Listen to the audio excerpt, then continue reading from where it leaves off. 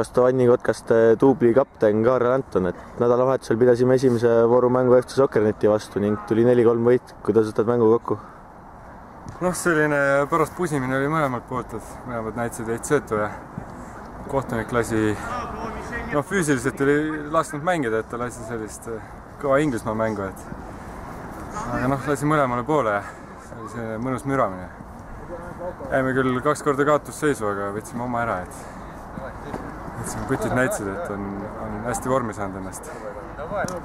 Ise panustasid võitu 2 väravaga, et oma mänguga kuidas rahul oled?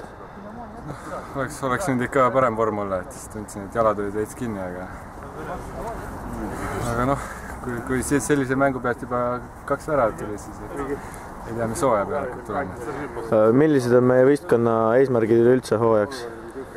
Kindel võit, et ma arvan, et esimene koht on meie miinimum eesmärk, et täiesti jõukohane liiga meile. Aitäh ja edu hooajaks!